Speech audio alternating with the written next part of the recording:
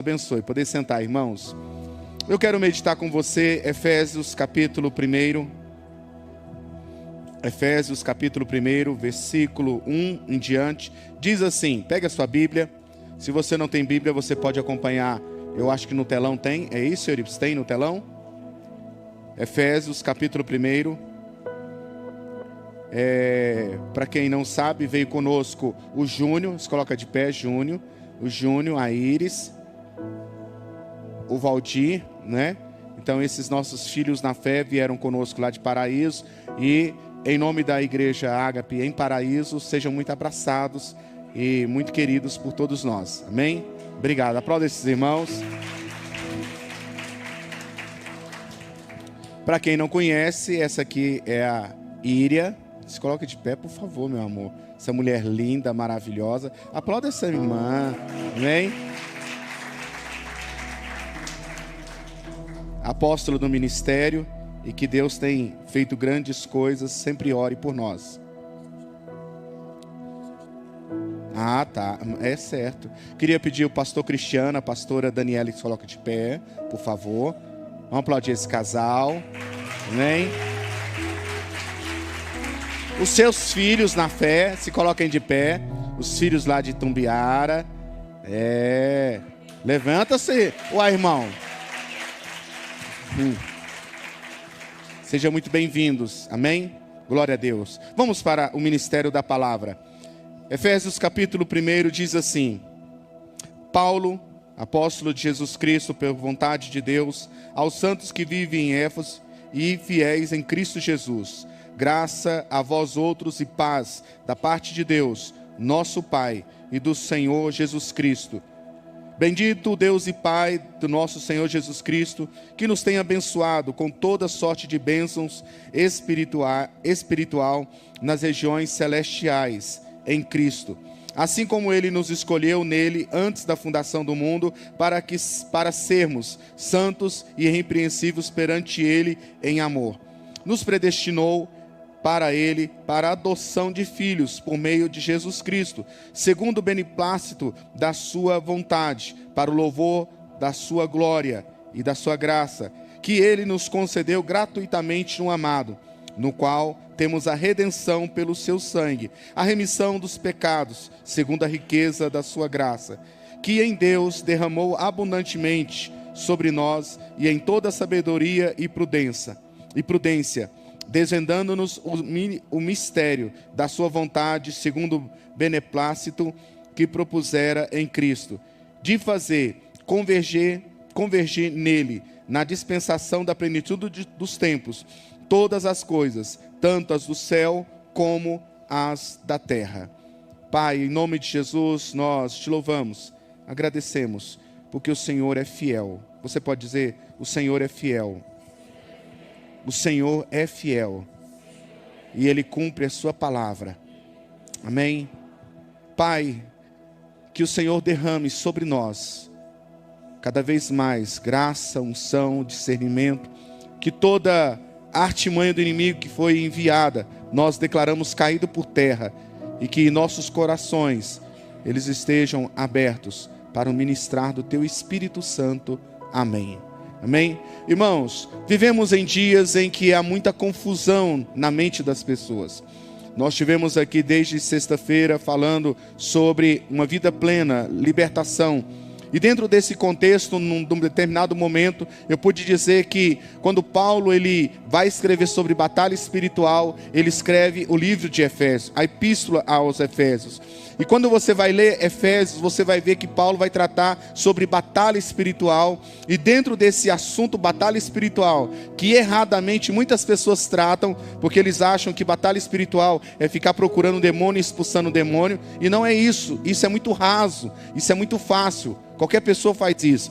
Mas Paulo ele vai trazer pela palavra sobre princípios de uma vida plena em Deus. Princípios bíblicos sobre realmente uma batalha espiritual que não é você que luta, mas é o Senhor que luta por você. E aí, irmãos, nós vivemos nesse contexto hoje, onde as trevas estão trazendo cada vez mais bombardeios, as trevas estão cada vez mais investindo na sociedade, as trevas estão cada vez mais injetando nos corações confusões nas mentes, trazendo prisões, trazendo escravizando pessoas, sociedades, gerações. E aí muitas vezes a igreja, ela não se coloca de pé. Mas eu quero algo dizer para você nesse início dessa mensagem. A igreja de Jesus, ela permanece de pé. A igreja de Jesus, ela permanece de pé. A igreja de Jesus, a genuína igreja de Jesus, ela não se prostra diante de sistemas, ela não se prostra diante de política, ela não se prostra diante de pessoas. A igreja de Jesus, ela permanece de pé. E aí, irmãos, quando Paulo escreve essa epístola, ele está escrevendo essa epístola no centro da idolatria daqueles dias. O centro da adoração a Artemises era ali, a Diana dos Efésios. E ali estava uma adoração a uma entidade.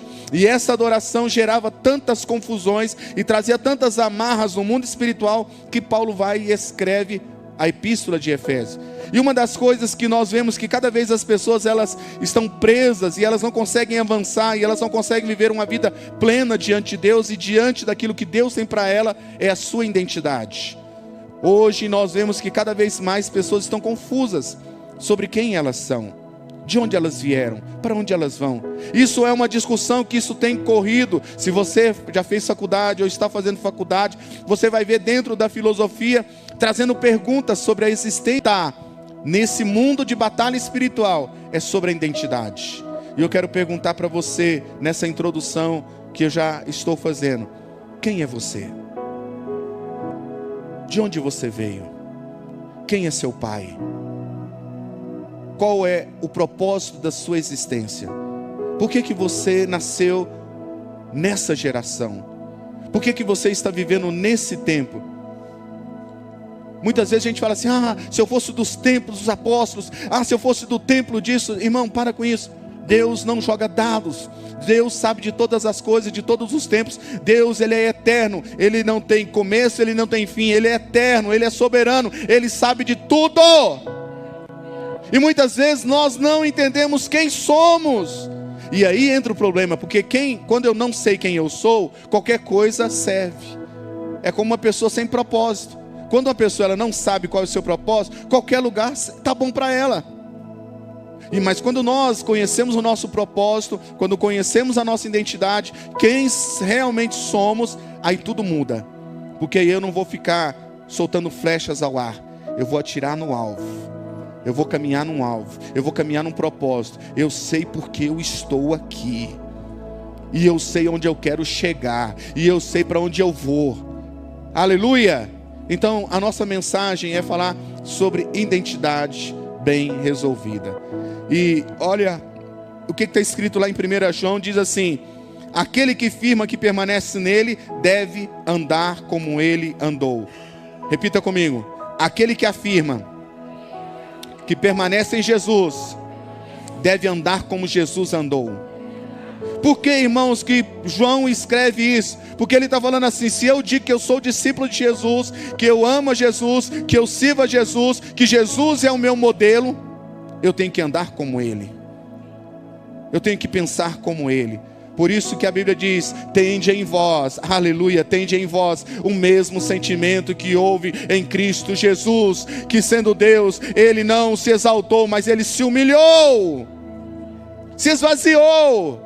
Para quê? Para cumprir um propósito do Pai aqui na terra.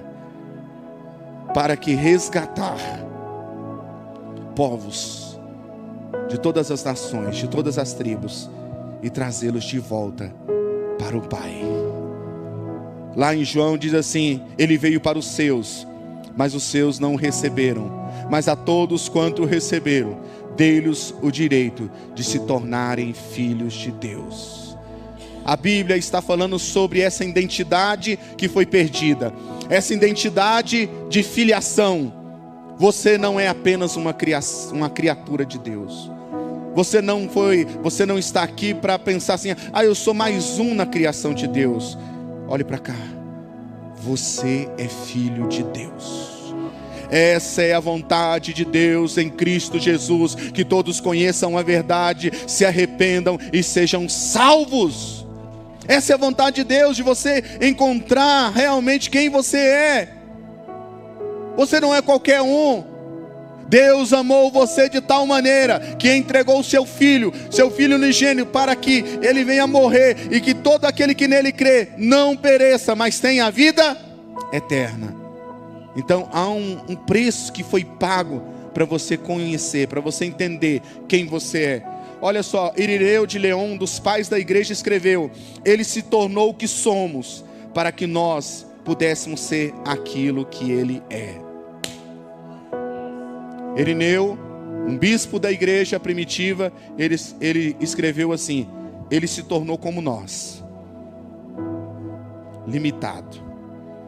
Irmãos, você pensa o seguinte: o ilimitado se tornando limitado, o eterno se tornando mortal. Para quê? Ele se tornar como um de nós, para que nele nós nos tornássemos parecidos com ele. Aquele que estava desgarrado, aquele que estava sem destino, aquele que estava sem esperança, nele Deus fez convergir todas as coisas. Irmãos, nós precisamos entender que quando Paulo também escreve aos Coríntios, ele diz assim: mas pela graça de Deus sou o que sou, e sua graça para comigo não foi em vão, antes trabalhei mais do que todos, contudo não eu, mas a graça de Deus que está em mim, que está comigo.